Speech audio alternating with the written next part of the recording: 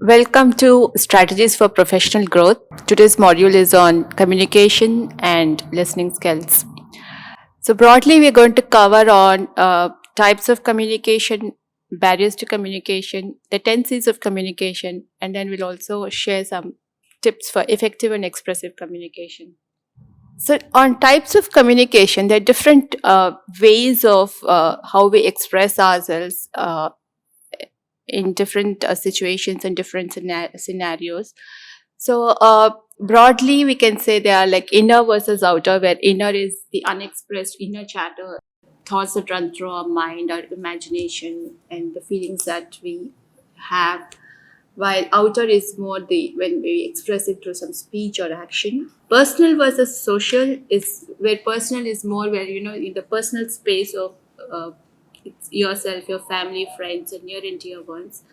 And social is more like beyond outside of that personal space in the it could be the community, the society, the associates at the workplace, or the world at large. Then there's verbal versus non-verbal, where verbal is more the spoken word, and while non-verbal is through gestures, body language, paralingual, the facial expressions, and all that. And then we have written versus oral, where written again is can be documents, agreements, reports in the sense of the workplace, emails, messages. While oral is the spoken discussions and opinions that we share in regular conversations or informal conversations.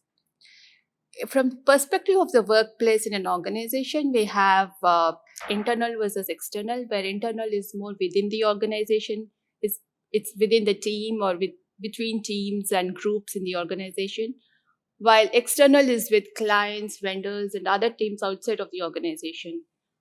We can also say vertical versus horizontal, where horizontal is more between the peers in the same team or across teams at the same level, more or less.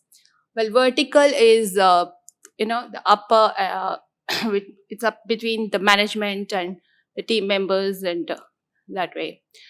Then we also have formal versus informal, where even within the workplace scenario, we can have informal conversations and communication, which could be just ad hoc talks, chats, or coffee, tea, or lunch, and those personal conversations we have with our colleagues and peers.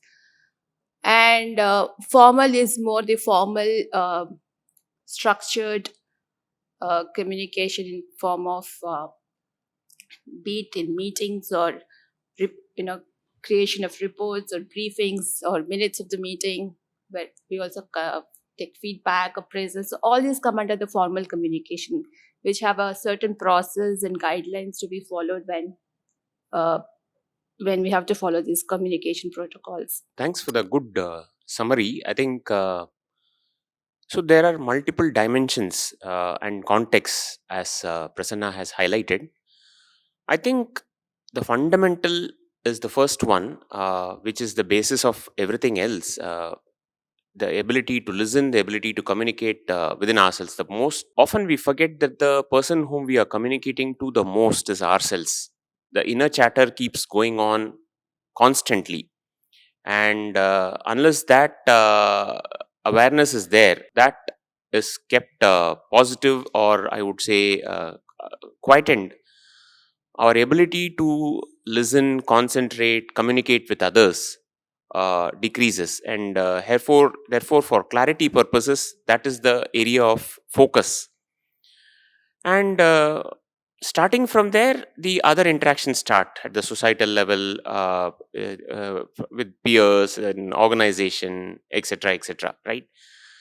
uh, a very very important aspect that is often forgotten is that communication is definitely not about the spoken word.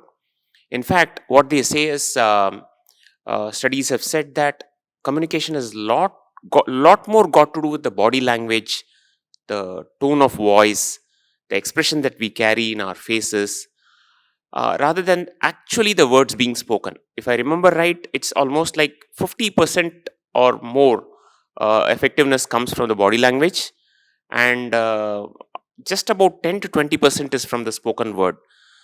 And for effective communication to happen, the three things have to be in perfect alignment: what we think, we feel, and what we speak out, right? The action part is our body, the overall body language and expression. So I think a lot more is there to be understood about communication rather than just the spoken word alone. And of course, the context that Prasanna specified, right, whom we are talking to within the team or outside with clients, and again within a vertical, within across horizontals, is it formal, informal? I think all those contexts also have a bearing on how we communicate. But fundamentally, I think in all cases, the inner clarity and the ability to put our entire energy that is coming from inside, in terms of body language, voice modulation, and the words themselves, play a big role. In the types of communication, it's nicely brought out variety that has been listed. What I additionally felt was it could be angry communication, it could be friendly communication, it could be encouraging communication, it could be depressive communication, it could be a silent communication, it could be a noisy communication. So there is no end to the variety, but in our academic perspective, what we would like to emphasize upon are these that Prasanna has just now brought out. And the other aspect that I wanted to highlight about is the three things that, again, with reference to Kartik's thing, note, communicating with ourselves in terms of thought, word, and deed. Yeah. Manasa, Vacha, Karma. Manasa, Vacha, Karmana. We are talking to ourselves most of the time, whether it is silent or whether it is noisy, we are in communication. Communication, in my view, is one of the most important aspects of binding people together. Whether two people or 20 people or 200 people, communication is what binds people together. When it comes to soldiery, there are 2 lakh troops there who are spread around, say, 100 kilometers, 120 kilometers area, and the communication from the top reaches the last man. If it doesn't reach, the operation cannot be successful. Now, if it has to reach 2 lakh troops down below, in a hierarchy that is quite pyramidal, it's not necessarily horizontal hierarchy, you can imagine the amount of importance, the amount of planning and execution that is needed for this effective communication. Somewhere I read effective communication also.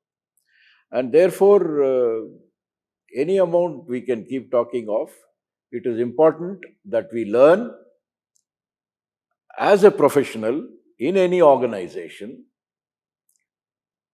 one, how to present yourself, very important, and two, how to write a formal communication with the ABCs. A, accuracy, B, brevity, and C, clarity. And it needs a lot of practice. It needs constant practice and regular reminder. That is all I think I have to begin with.